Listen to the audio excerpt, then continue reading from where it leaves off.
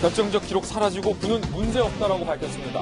어제 국방부가 추 장관 아들 병가 연장 의혹과 관련해서 규정상 문제없다라고 밝혔지만 있어야 할 근거 문서들은 사라지고 없어져서 논란이 되고 있습니다. 먼저 국방부 내에 민원이 제기될 경우 무조건 녹음 파일로 3년간 보관이 돼야 한다고 합니다. 그런데 안타깝게도 추 장관 부부가 민원을 했다는 그 녹음은 보관 시효가 만료돼서 삭제가 됐다고 합니다. 2017년 6월 추 장관 부부 중에 한 명이 국방부 민원실에 아들의 군 휴가 연장 문의를 한 통화 녹음 기록이 있었는데 보존 기간이 초과돼서 파기했다. 군은 이렇게 밝혔습니다. 지난 6월 이후에 파악이 됐다는 겁니다. 그러면서 추 장관 측과의 통화 기록은 없다. 지나지 않았냐? 보관 시한. 이렇게 밝혔습니다.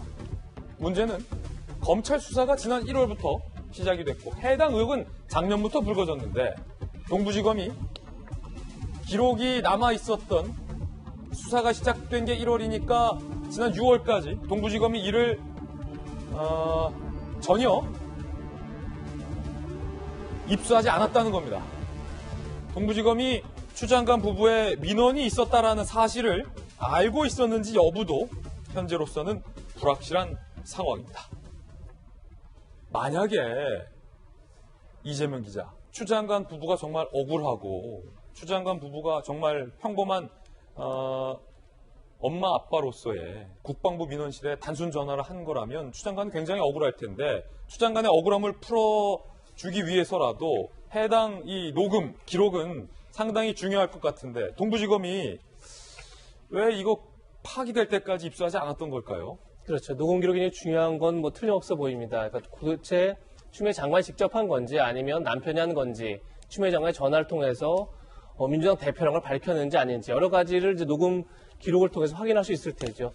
그 기록을 통해서 과연 이것이 단순 문인지 아니면 청탁인지 알 수 있을 테고 이건 그 뒤에 있을 추미애 의원 보좌관을 밝힌 사람과의 통화도 그것이 청탁인지 여부를 다시 또 확인할 수 있는 거고 네. 그렇게 되면 이번 사건의 성격을 규정할 수 있는 굉장히 중요한 단서인데 얘기하신 것처럼 이미 파기가 돼버렸죠. 근데 중요한 건 동부지검 고발된 건 올해 1월이고 이게 파기된 건 올해 한 6월쯤으로 추정됩니다. 와, 그렇게 되면 한 5개월 있었다. 정도, 그렇죠. 예. 5개월이나 6개월 정도 그 녹음을 확보할 수 있는 시간이 있었는데 결국 어떻게 보면 수사가 지지부진되고 수사를 계속 끌면서 결국 가장 중요한 단서 중에 하나를 확보하지 못한 게 되는 거고 동부지검은 이미 추미애 의원 보좌관이라고 밝힌 사람이 군 관계자와 통화했는데 그 진술을 확보하고도 사실상 묵인했다. 이런 지금 비판을 받고 있는 거죠. 그러다 보니까 과연 동부지검의 수사 의지가 있느냐 이런 문제와 직결되는 사안이 돼버렸고 결국은 저는 이제 결국 정부 차원에서 뭐 특임검사든 특별검사든 수사 주체를 바꿔서 어떤 수사의 신뢰성을 확보해야 할 그런 단계에 와 있지 않나 이런 생각이 듭니다.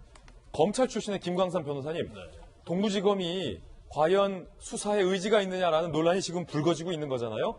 그리고 보좌관의 전화를 받았다라는 폭로가 있은 직후에 동부지검이 그런 사실 없다라고까지 밝히면서 지금 더욱더 논란이 되고 있는데 검찰 수사가 개시된 시점이 지난 1월입니다. 그런데 같은 달에 추미애 법무부 장관은 윤석열 검찰총장에게 4명을 거역했다라고 발언했고 지난 4월엔 이 서씨 관련 의혹을 수사하던 동부지검장이 법무부 차관으로 갔고 그 자리엔 측근이 영전됐다라는 비판이 있었던 인사가 있었습니다. 9개월간 과연 추 장관 아들의 수사가 제대로 진행되고 있느냐라는 물음과 관련해서 이 국방부의 이 녹취 동부지검이 왜 확보하지 못했던 걸까요? 이제 수사가 항상 시작할 때요. 제일 중요한 게 초동 수사입니다. 초동 수사를 어떻게 하느냐에 따라서 수사의 결과가 달라지는 거거든요. 초동 수사, 그렇죠. 증거 보존. 그렇죠. 그러면 사실 고발자 이제 1월에 접수됐잖아요. 그러면 1월부터 수사를 하면 지금 이 관련된 녹취록이 6월 달에 폐기가 됐다는 거잖아요. 그럼 장장 5개월이라는 시간이 엄청나게 있었단 말이에요. 그러면 5개월 동안 검찰이 무엇을 하고 있었느냐. 이제 거기에 대해서 물어볼 수밖에 없고, 사실 우리 아까 이재명 기자가 말한 것처럼 이 녹취록 자체는 이 사건의 어떤 구체적인 진상을 파악하는 데 있어서 아주 스모킹건이라고 할 수 있는 거거든요. 매우 중요한 증거다. 그렇죠. 왜냐하면 전화를 했는데 이제 추미애 장관이 됐건 아니면 이제 가족이 전화를 했건 간에 단순한 민원서, 그러니까 우리 서 씨 가족인데 좀 이게 연장을 좀 했으면 좋겠습니다. 했다고 한다면 문제가 없겠죠. 네. 그러면 사실은 이 녹취록 자체는 이제 추미애 장관 측에 굉장히 유리한 증거를 쓸 수 있어요. 근데 전화를 했는데 나 누구 서 씨의 뭐 어머니인데 아버지인데 아니면 나는 민주당 당대표 누구다 이런 식으로 얘기했다고 한다면 사실 이제 직권남용이랄지 아니면 영향력 행사했다는 것이 딱 떨어지거든요. 이거 스모킹 건이었다. 이게 제일 지금 나온 것 중에 제일 중요한 스모킹 건 중에 하나예요. 그런데 이걸 동부지검에서 확보를 못했다. 그건 좀 이해하지 않고 사실 원칙적으로 따지면 말이죠. 이런 것이 밝혀지면 대검의 감찰 대상이에요. 그래요? 왜냐하면 수사를 처음부터 신속하게 해서 증거를 확보해야 하는데 결국은 증거를 누락시킨 것이 돼버렸잖아요. 그러면 사실은 수사하는 사람이 누군가 책임을 져야 하는 게 맞아요. 그래서 저는 이제 개인적으로 볼 땐 그렇습니다. 지금 뭐 동부지검에서 수사의 속도를 내고 있는데 결론이 어떻게 나오든 간에 아마 국민이나 야당 입장에서 신뢰를 못 할 거예요.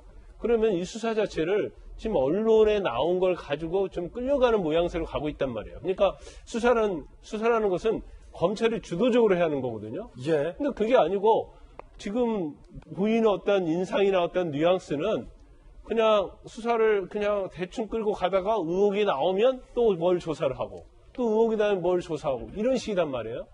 그러면 누가 납득할 수 있는가 이런 좀 생각이 들고 저는 뭐 특임검사 됐건 아니면 이제 특별검사가 됐건 간에 만약에 그걸 여당에서 받아들이지 못한다고 한다면 일단 현 수사팀은 이 손을 떼야 돼요.